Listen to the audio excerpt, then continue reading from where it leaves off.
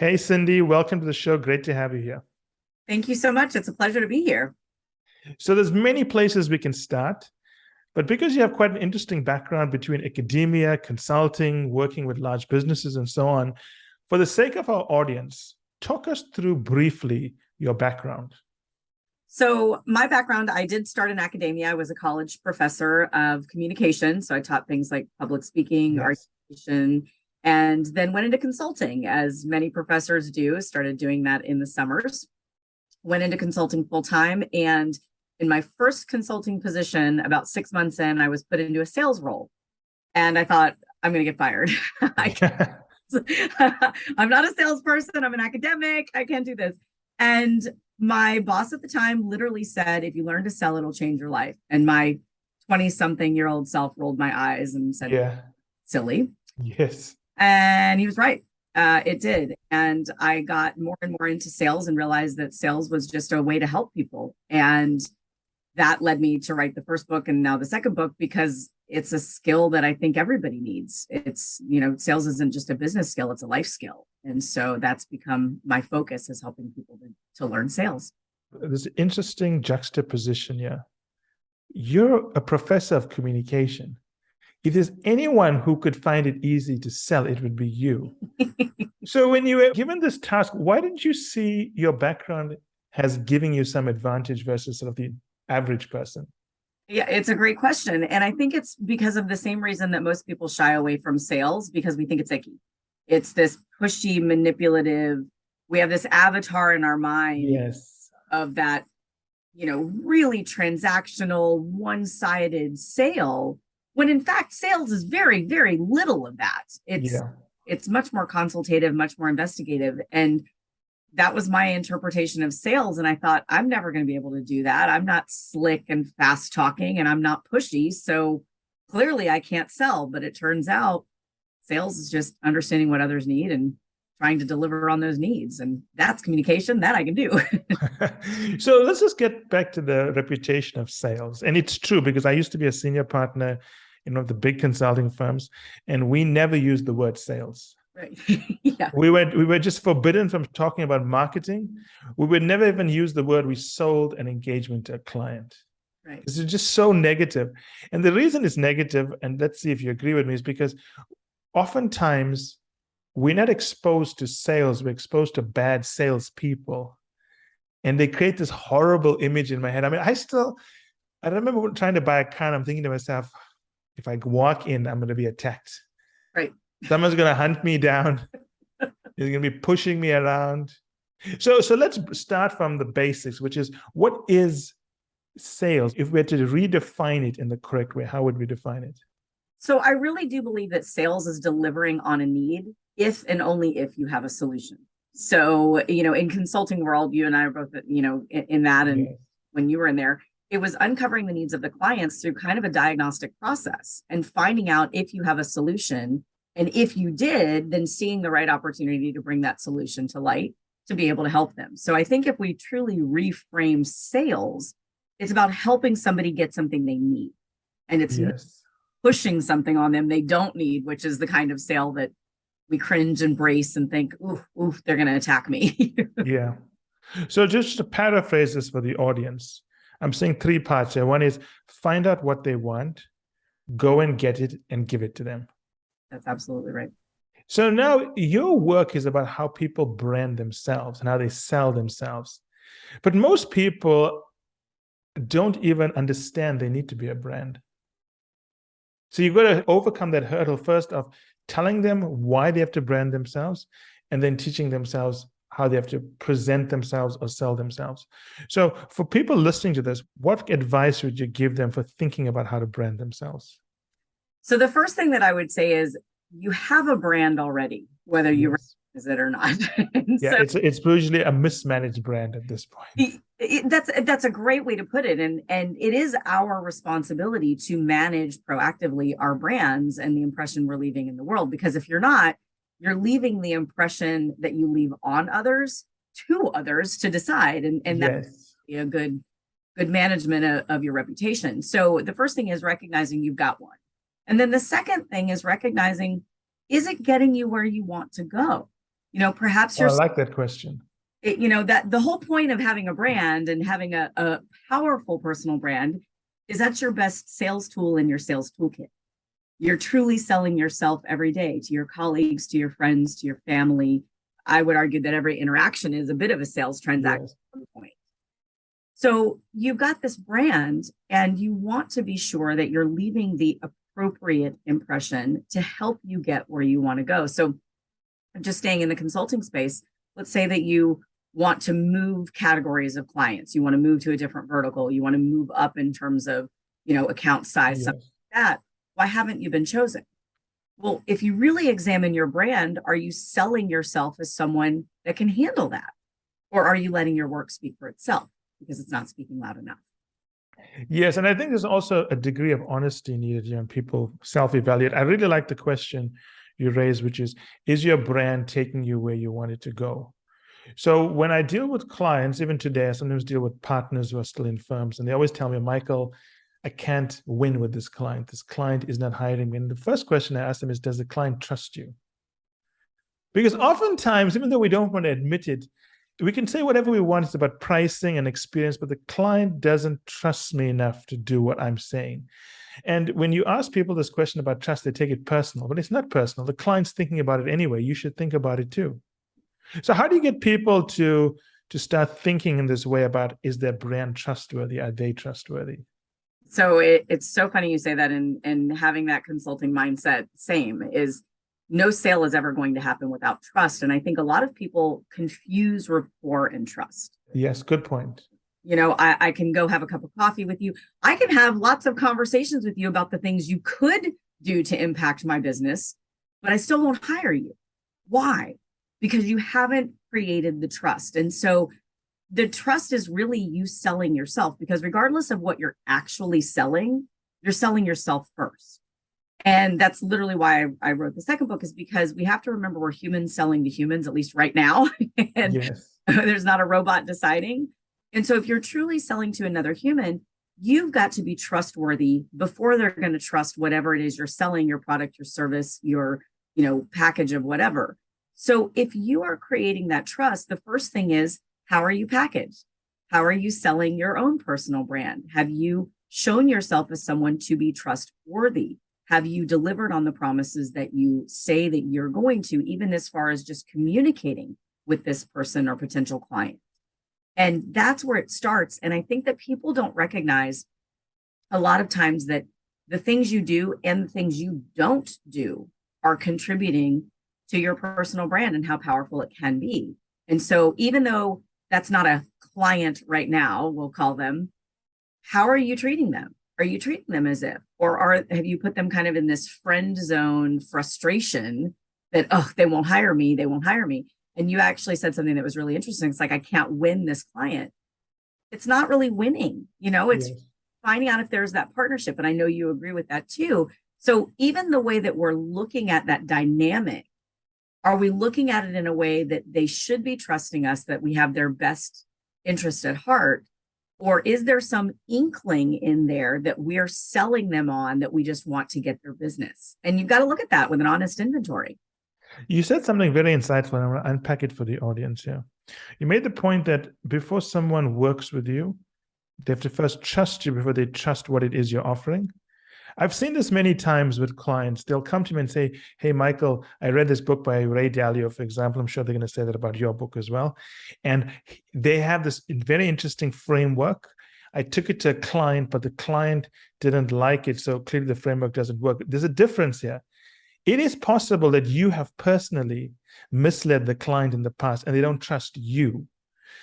And you always got to distinguish between, is the client not working with me because they don't trust me, or they don't trust the concept I'm bringing? And for a lot of people, they forget there's baggage with the client. Clients have heard things about them from other people. And you've got to overcome all of those barriers first before you can put trust in what you're taking to the client. Not enough people do that. So what would you recommend? How do you get people to start thinking about the baggage they bring, the reputation, the brand? I like the way you say packaging. How do you get people to think about that? So I would invite the listeners to recognize that your personal brand is your only non-product, non-price differentiator that you have.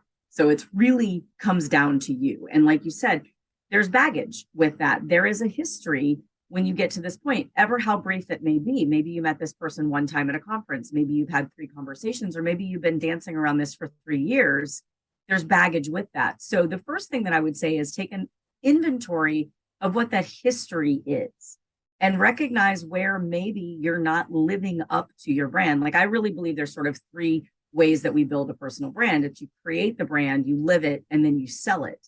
Yes. Maybe you're not living it. Maybe you're not every day in and day out, every communication reinforcing that brand. Maybe you have people that are selling against that brand, where they're hearing something else from a client or there's a misinterpretation. So your personal brand is what makes you the person of interest.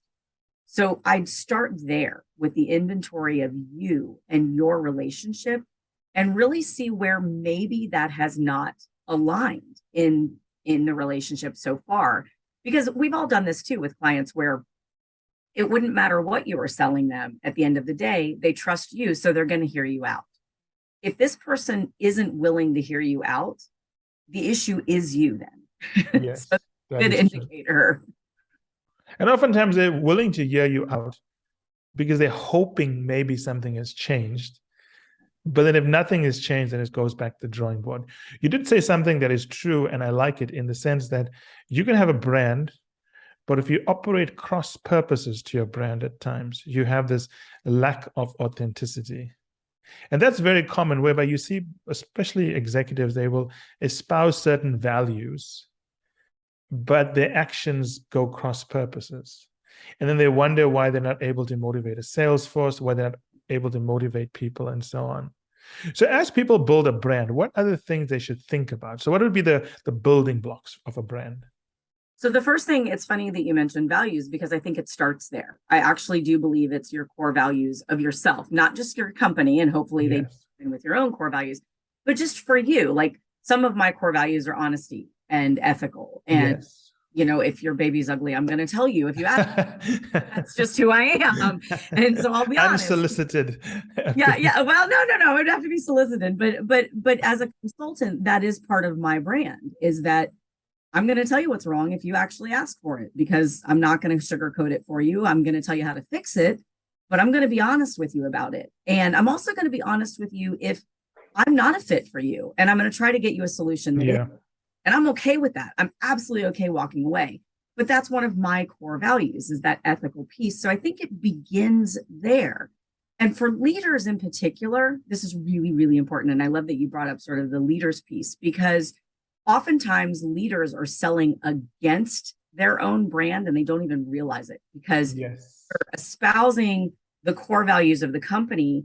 Maybe yours is slightly different and you haven't rectified the two. So you're talking the talk, but you're not walking it. And that's basically a split personality brand, and it's confusing to your team. And I see this a lot with our clients too, where a leader will say, oh, well, my team needs to learn to sell. Oh, but I don't sell. You got to be kidding me. That's your whole job. Yes. So you have to start with, is it central to your core of your brand that you are going to walk the talk? If that is the case, then you have to sell as well. And that's just an example. But starting with that creation of the brand. And another piece of the building blocks there is the intention behind it. Where do you want this brand to go?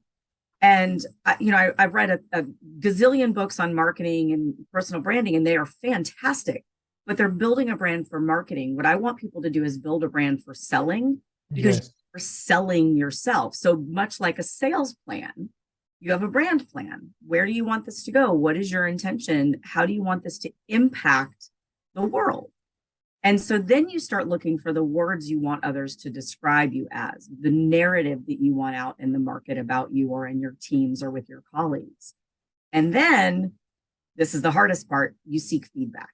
Yes. Start asking people, if you have the resting witch face, then ask you have it, because you need to know this. So you've got to get that mirror and get the information back. Otherwise, you're selling the wrong thing. And so those are the first fundamental building blocks of it, is that intention, that plan, the values, and then the feedback. And then you start building from there. I like that because my experience is that people stumble into a brand for themselves. There's no plan. They've never thought about it strategically. They just took a few roles because it looked interesting. They've maybe then worked on building financial models for the last 5 years and they've made that their brand. They've never asked the question is, where do I want to go? Is this going to get me there? What does my brand stand for? Is it aligned with my values? Is it sustainable? I think that's the most common thing I've seen with executives. They have never had someone work with them from a PR perspective as well, as a sounding board, saying that this is the brand that's best for your career and what is needed in your company. But it's probably the most important thing. Why do you think that's missing so much in leadership today? Well, I think part of it is the sales part. It's Yes. we throw the word sell your, I mean, this is why I named the book this, but like sell yourself, we throw that around. The operative word is sell. You're selling something all day, every day, and Yes. it's what you're bringing to the world. And so I think that that's part of the ickiness that we have to get over as leaders, is recognizing our whole job is to sell as leadership. And whether you're external leadership as a consultant and leading a change, or your internal leadership leading the team, you're still leading. And leadership is 100% sales because you're impacting the actions of other humans. If you are impacting Yes. the actions of other humans, that is a sale.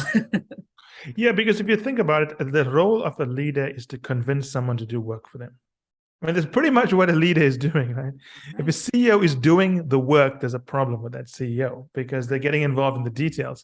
So the job of a CEO is every single day to convince someone to do something for them, convince the board that what they convinced the someone to do something for them makes sense, and then convince the investor community that they're doing all the right things. So I do want to switch gears here a little bit.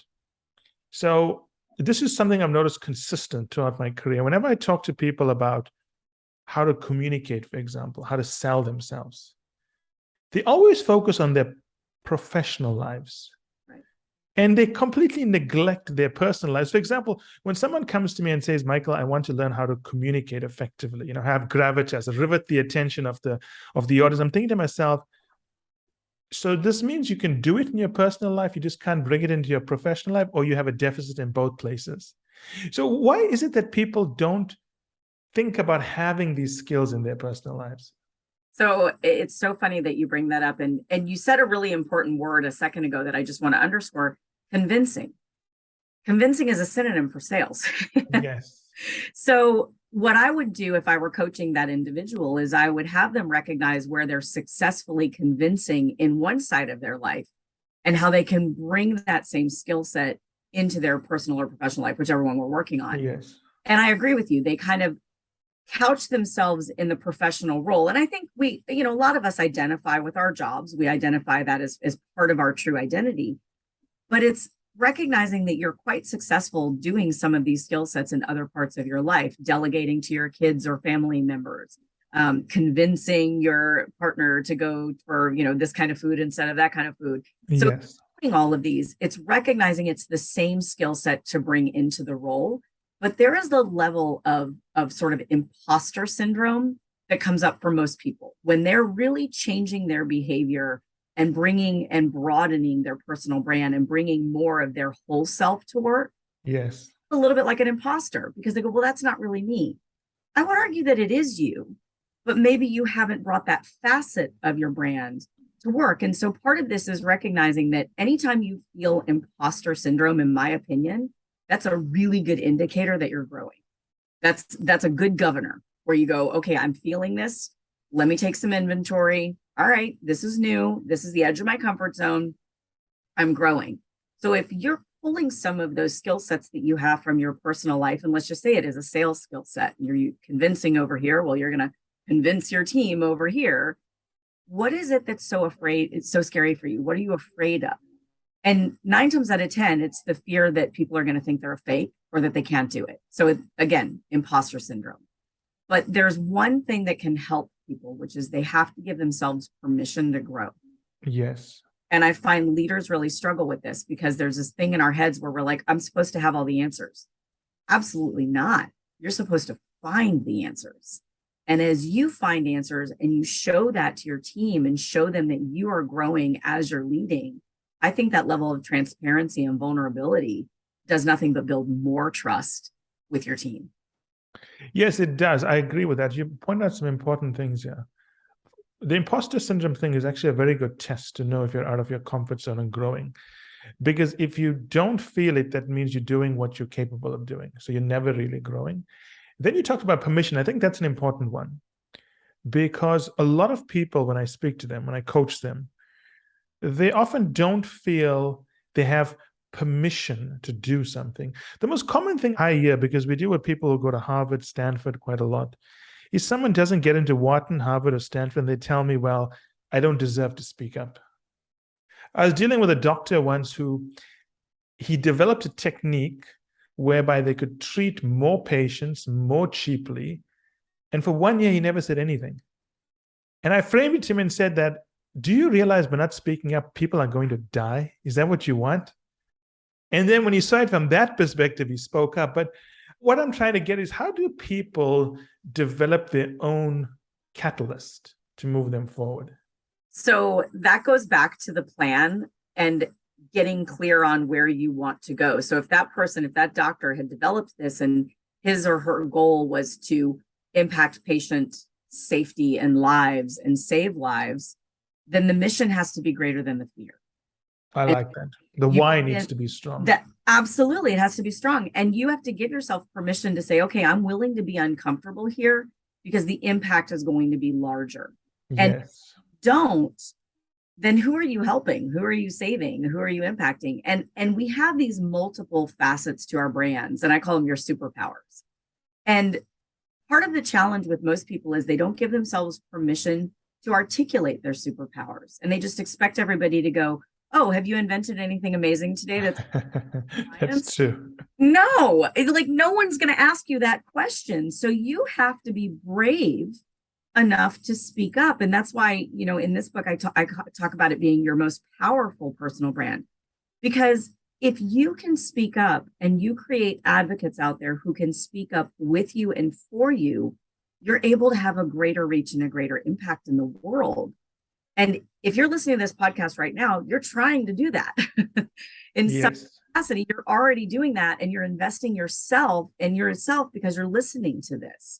So if that's part of your goal, and the only thing standing in your way is you giving yourself permission to go for it, then I'm going to wave my magic wand right now and say, you got it, go. I like what you're saying, because what you're talking about is having agency over your ability to speak. Because I do hear this often from people that they're upset or they feel the company is not inclusive because the manager didn't take the time to ask them what they thought. But you got to imagine what a manager is going through. They're not perfect, right? They've got a million things happening. If there's a meeting with 12 people, do you know how long it's going to take to go to each person and say, I know I may have overlooked you. Is there something important you need to tell me? It would be quite a ridiculous conversation. Of course, a manager has to create an environment where people can speak up. But to some degree, I think that people maybe use that as an excuse. I agree with you. And there's something that kind of happens in their minds. And this is what I hear in my coaching, and I'm sure you do too, which is they say, well, it can't be all about me. That's super narcissistic if I speak up. I actually think it's more narcissistic if you think that manager is thinking about nothing. But so it's sort of like, okay, you want to go there, but truly giving yourself permission to speak up so that you can create that impact. And I agree with you that the leaders are the ones that create the environment and the culture for people to feel free and speak up around this. But it is still up to the individual contributor to be the one to raise your hand. And I think we've kind of changed in industries and in the world, quite frankly. Multiple cultures, the world is much smaller than it used to be. Honestly, we're quite interconnected. And so, depending on where you are and where you're working and what that culture is, your work culture, there is an expectation to speak up, or there is an expectation that you will be called on. So I would invite leaders to look at what legacy you're leaving. Are you creating a culture where people are willing to bring their individual superpowers to the table, as crazy and ridiculous as the idea may be? But you can look at it and go, well, how fascinating was that? That's not going to work, but we're going to listen to it anyways. I like that. In fact, I remember once we did a study many years ago for a client to find out why catastrophes happen, like why did the dam break and so on. And we studied 10 major disasters, spoke to the CEO, spoke to everyone. And what we learned is that it wasn't a surprise there was a problem. A lot of people knew about it, but enough people were scared to bring it forward. So I'm thinking to myself, all of those things happen because someone was too scared to push a point, right? It's how people get caught into this trap. So let's switch gears a little bit here. The way I've seen sales conducted incorrectly, and there's many examples of this, it's almost as if the salesperson is trying to pull a fast one on you, in the sense that there's an asymmetry of information. Both sides are not telling each other exactly what they want, and they're almost expecting to come up with a perfect answer with imperfect information. So why do you think when people are selling themselves, selling their brands, trying to influence, trying to convince, oftentimes they feel there has to be a manipulation factor in there? I think that goes back to that fear of the icky factor of just saying in general that we feel. And then there's a little bit of imposter syndrome that too. I think there's sort of those contributing factors. But I think the biggest piece is if you don't have a good game plan for why this person needs whatever it is you're selling them, and if you're convincing them that it's you that they need, your team, or they need, your expertise, you have to believe in it. And it's funny because people will say, oh, well, you could go sell this or you could go sell that. Yeah, maybe. But I truly have to believe in what I'm selling or I won't be able to sell it. That's part of my ethical moral compass. So the first thing I would ask that person is, do you actually believe that this is the right solution? And if you do, then figure out how it helps the person and put it in their world versus it being about you. Because when it's about you as the salesperson, that's not a sale. That's manipulation, in my opinion. When the sale is about the other person and figuring out what they need and what the impact can be for them, that's a real sale. You said something interesting, which I haven't seen before. You said that if you believe in what you are selling, then it's authentic. Because I've not seen that angle taken before. And that obviously makes sense. So you believe in it, you truly believe it's the best solution. And then you decide how do you communicate the value it's going to bring to someone? Because at the moment, sales seems to be compensating for not believing in something, but you got to incentivize people with crazy metrics and rewards and so on. Versus if you brought in people who believed in what they were doing, sales should be more authentic and organic. There was a company that we helped through a rebrand, an actual rebrand naming of the company. And we did a whole thing where we were helping them each to understand their personal brand, because the company understood that if everybody believed in themselves, believed that they made an impact on the customer, and believed in what they were selling, the company would be stronger for it. And it's 17 employees internationally. I mean, that's kind of an amazing thing that they literally invested in every single employee to do this. So that's the question is, the company that you're working with or the company that you're working for, how much do you actually believe in it? And is that aligned with you? We went through this whole thing in the last couple of years as a global community. Resignation. And then there was the great remorse and the regret. And then there was the great reset. I truly believe what's next is the great rebrand. And it's looking at how the world has changed and how your story is impacting that or not. And if you can't believe in what you're doing, or you don't believe in what you're selling, that's going to impact you long term. And it's going to lead to job dissatisfaction, honestly. You want to be happy at work. You want to be happy in what you're doing. So I would encourage everybody to take that honest inventory in this moment and say, I really do believe in this, and I do believe it's going to be the right thing for our clients. And then that makes you excited to go to work in the morning too. It's just more fun. Yes. And it also cuts to the core of how high-performing teams work. The team that truly believes in what they're fighting for will almost always overcome a superior opposition. I mean, we've seen that throughout history. We've seen that in sports. We've seen that in business. We've seen that in warfare and so on. This belief system, the strong why, the way you frame it, and I like it, it's not as if sales is separate from leadership. What you're saying is that a good leader must be able to sell something, and basically it's what their brand is, or convince people to follow them because of their brand. That's a sustainable definition of sales to me, because it's not something I've got to say, okay, today we're going to talk about leadership, but on Friday we're going to talk about sales. Right. Because then it doesn't become sustainable.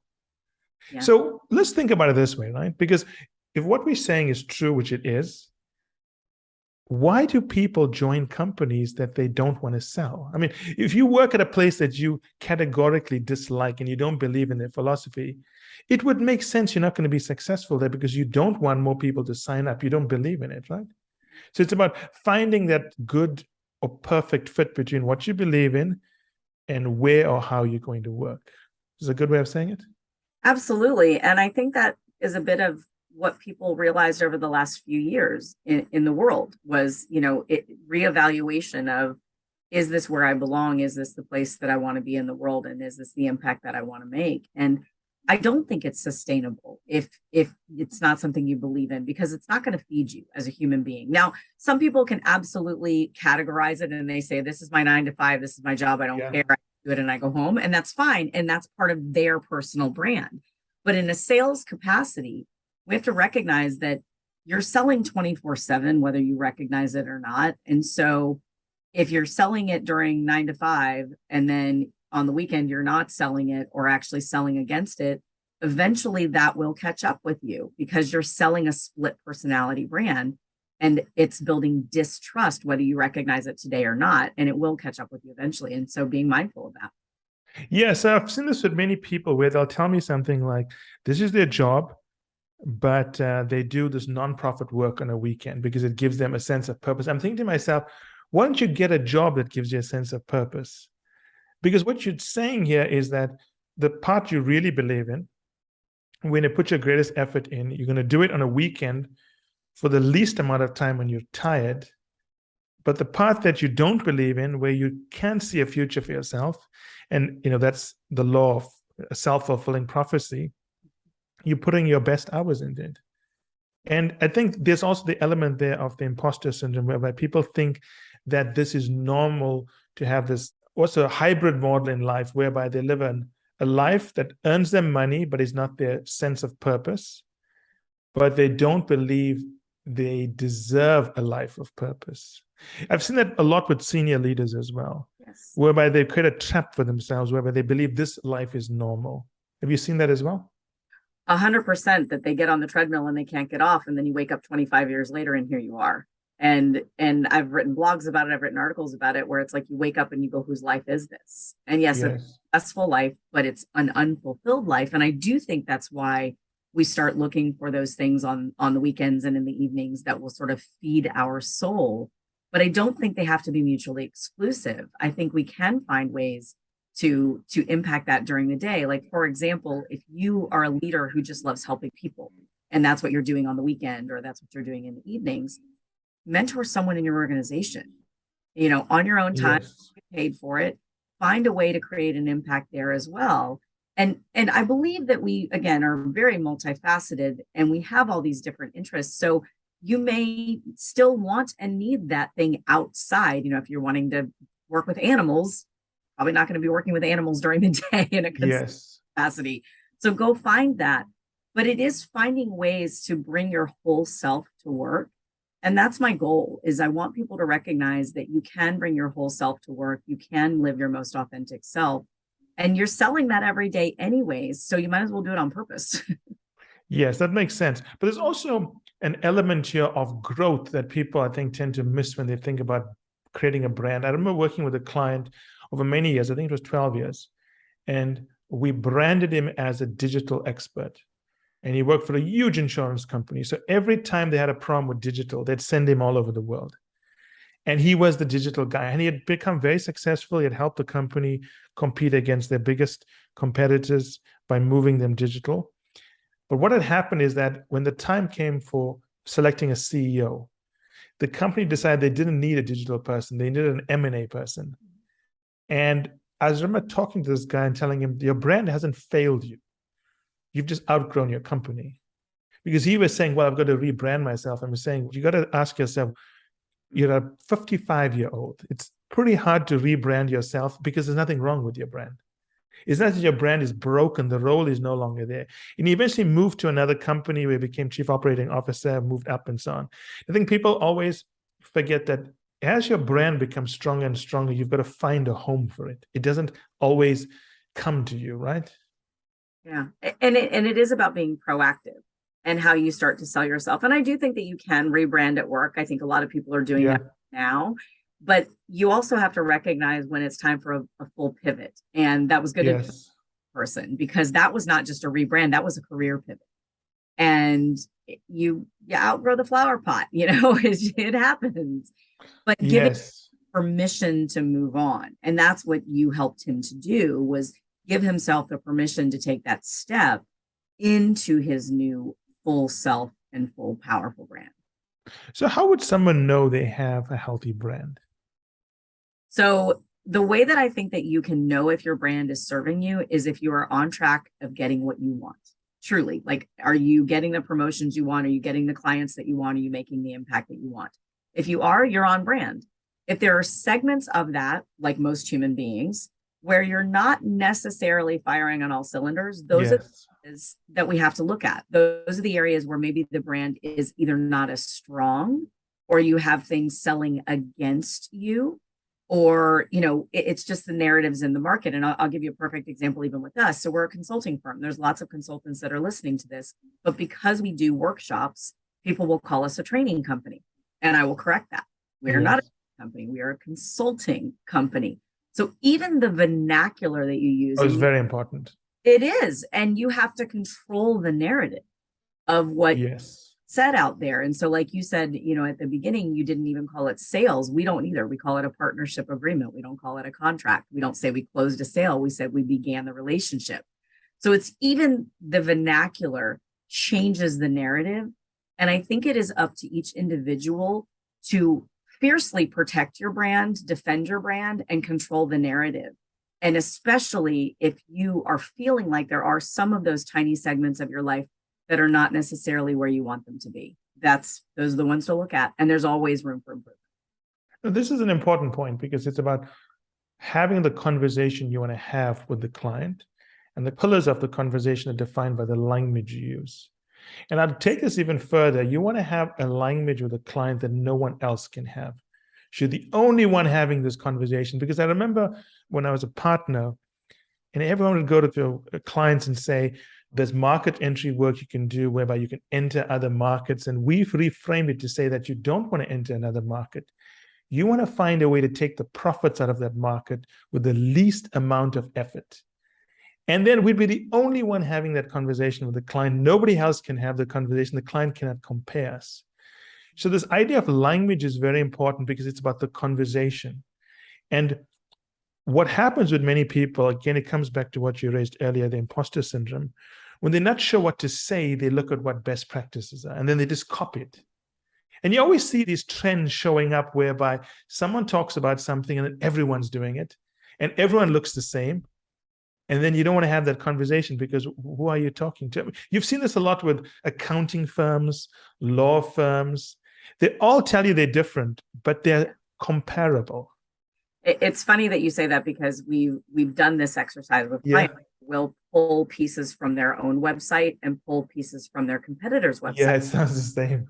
And then show them and say, which ones are yours? And they always get it wrong. And I'm like, you're all saying the same thing. Like, I hate the term customer service. I really do. Yeah. I don't think it means anything. So stop saying you give great service. Nobody cares. That's the expectation.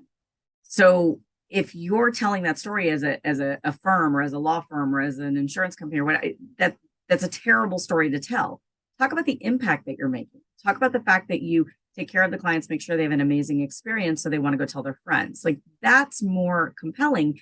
And where I think people forget in this branding phase, and also just sort of this, languaging around customers, if I don't have a story to tell about you, then I don't have anything to say.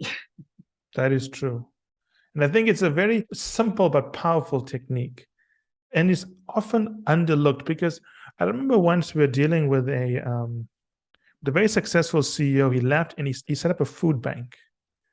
And he would offer soup to people and so on. And I remember speaking to him once, and he was so happy to me. He saying, Michael, we're expanding from 5 food banks to 20.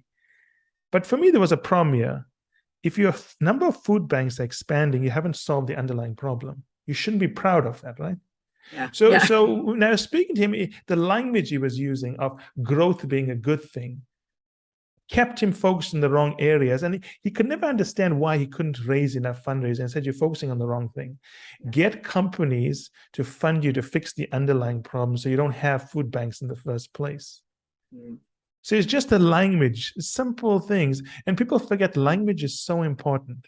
Just a tiny little difference can make all of the impact. So let's switch gears. I do want to talk about one thing here that I saw in your book. I've very rarely seen people practice gratitude as a strategic weapon. It's usually fake, to be honest. Yeah. It's usually done because someone told them to do it. And what almost always happens is they'll end off the sales process very well, but there's no follow-through after that. And you get this sense of insincerity that, wow, had this great conversation, this person promised to follow up, and then it's all gone.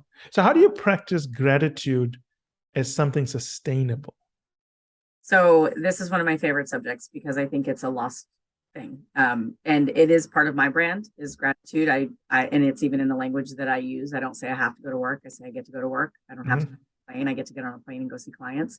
So that's important. It's the way that I look at it. But I think that if you start from that place of gratitude and abundance, it changes the sale. You're not coming from a place of desperation. You're not coming from a place of scarcity. You're coming from a place of, I get to help these people and this is amazing. And the follow up and follow through, I 100% agree with you, is the part where people fall down. And even when the answer was no in a sale, thanking them for the no. I think no is a perfectly acceptable response. And I actually wish people would because I don't want it to waste time, you know? So no is a gift because then you get an opportunity to have a conversation on why it's no, thank them for that feedback, and then you get to learn and grow from that. But that follow through and gratitude as a sustainable practice is probably the hardest step of a sales process. And it's actually step 5 of a sales process that I teach, because if you're not following up and following through and showing gratitude, nobody wants to help you again. Yes. And I believe that nobody does this life alone. I wouldn't be able to impact the people that I'm able to impact and my company is able to impact if people weren't talking about it, if clients weren't sharing the stories, if they weren't willing to be a reference. That's amazing. And I have people, literally a client just came to mind. I haven't worked with him in 15 years. And he's still one of my favorite references because he shows what we do as a consulting firm. We fix it and we don't go back. Yes. I am grateful for that, you know, and that's a great story, but it's one of those things where people get wrapped up in whatever's next. People get wrapped in whatever is going to be the growth piece, where we're going to go next, having 20 food banks instead of 5, versus stopping and taking that in of what you've already done and who's helped you and what the impact is that collectively you've made. And it is a practice of mine. Literally my coffee cup says gratitude on the morning, but it's a choice. And that's what I would encourage people to recognize is you absolutely have a choice every single day when you get up before your feet hit the ground. Are you going to look at this day as possibility or obstacle? Are you going to look at this day with gratitude or with scarcity? Are you going to look at this day with looking for opportunities to connect more? Or are you going to look at this day as people should be connecting with me? And I believe that our job as humans is to be the flower, you know, to not be the flower, but be the bee. We've got to be buzzing. But so many people think, well, they know where I am. They know I'm here if they need me. No. You have to be proactive about staying in touch. You have to be the one that is continuing to communicate and proactively communicate. And I will honestly tell you, I do believe that is the thing that has been contributing to the opportunity that we've had as an organization to continue to impact companies, is our ability to keep in touch with people and genuine interest in how they're doing and genuine interest in what they're doing next, and gratitude that we were a small part of their journey. I like that. Many good points there. A couple of things. Firstly, it's about the state you bring to things. You can decide what kind of emotion you'll attach to things. One of the problems I've seen, I'm sure you've seen this as well, is that people take things personally. If they decline, they never want to follow up. They say, no, this person wasted my time. They don't like me. But here's the thing. Clients want to find the easiest solution that adds the most value to their life. If you gave that to them, they'd sign up immediately. So there's a couple of problems here. Either you're not adding the most value to their life, or you cannot communicate it, or there's a trust issue. So, but I've seen this so many times that people get upset when someone doesn't buy. They'll say things like, this client doesn't respect me. They wasted my time. But it's not true, right? At the end of the day, it's not personal. You've got to leave the personal stuff aside and realize that. And I've always told this when I was a senior partner. I told junior partners, you have a great relationship with a client, not when they're always buying from you, but when you're still talking to them when they're not buying from you. That's right. Because that's what you need. You need to be talking to them all the time, because they're going to tell you something useful that you can take to another client. You need to be kept aware of what's happening in the industry. But if you don't want to see a client because they haven't bought from you, that's the wrong attitude, because it's a long-term relationship. And we have to remember that everyone we worked with or working with is a walking commercial for you. Yes. And it's our job to control the narrative of our own brand. So I need to be checking in with those people and find out what they're saying, because if they're still giving information from 15 years ago, maybe that's not the information I want out there. Maybe it is. Yes. Truly helping to control that narrative. But you said something really important in there too, around people are not recognizing that the no is a perfectly acceptable response. And people also have to recognize that there's a lot of things that have to align for a sale to occur. Yes. Not just about you. Maybe there's other things. Maybe they're going through a merger. Maybe there's an acquisition. Maybe they're going to have to do layoffs. Like, it's not about us. But I do think that if you are feeling that it is personally impacting you and that this is impacting the relationship, have the conversation. Take it off the table. Hey, you know what, Michael, I know we're not going to be working together right now. Totally get it. I want some feedback on our conversation that we just had, though. Tell me what I could have done differently. I really respect your opinion. Making sure you're unpacking that with gratitude, following up with gratitude, because you're going to learn from that. And the other thing that I encourage salespeople to remember is, if you have a really good relationship with somebody, sometimes they don't say no fast enough because you're hard to say no to. Yes, that is true. And that's hard. And I've had to have that conversation where somebody sent me on what I would, we'd call a wild goose chase. Yeah. And it's because they didn't know they could say no. And so I've had to circle back and say, hey, just so you know, no is okay. I'm good, totally good with it. Happy to have had 10 conversations with you. But in the future, because I respect your time and I know you respect mine, let's get to know faster if the answer is no. And I'm totally great with that. Yeah, and you've got to explore that as well, as you've done. I remember many years ago, we were trying to do some important work for a major petrochemicals company, and they went with a rival firm. What we did, after being upset a little bit and probably had too much alcohol, we invited the business unit leader. I can't remember if it was the CEO of the business unit leader. I think it may have been the CEO, to come and talk to the partners, to explain why they didn't hire us. That had to be the most painful talk of my life, because he was so brutal about why they went with the other firm. They were so explicit. Boom, boom, boom, boom, boom. 5 reasons they were better than you on all 5. We never worked with that client, but we realized what we had to do at other clients if we were going to be better. It was so painful because a lot of the things we think we're good at, we're so smart at it. The client was completely unimpressed. It was also little things. He pointed out that one of the biggest problems is they're trying to conserve their carbon footprint. And he didn't like the fact that there were so many flights involved in the sales process. It's just bad optics. If it ever comes out into the press that they hired these consultants jetting off all over the world during the sales process and so on, he just felt that we needed to be more careful in expenses. That's a terrible thing to hear. It really was painful.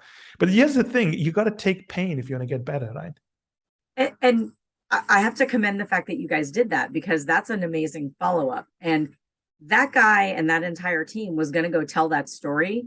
And that story, you change the narrative simply by inviting them to a conversation. Their narrative could have been, this consulting company was tone deaf because we were talking about carbon footprint and they were flying all over the place and didn't even read into that. Now his narrative is, this company cared so much about what was truly important to us that even when they didn't win the business, they asked us for feedback so that they could learn from it and use that going forward. That's a totally different narrative now. And the same thing happens with your personal brand. If you're not getting where you want to go, if you're not landing the clients you want to, or getting the COIs or whatever it is, get that feedback, because that narrative is happening whether you realize it or not. And I think it's really important to get that information so that you can tweak your brand, tweak your sales process, whatever it is you need to be able to impact more people. Yeah, too often we want to hear what we're doing right, to keep doing what we're doing right. But oftentimes we're not doing enough of the right things. Yeah.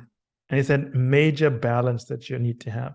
Cindy, I actually enjoyed that podcast so much. You have a very, very unique way of thinking about sales. I will tell you that. I've not seen this before. Thank you. That means a lot to me. I really appreciate it. This was really fun.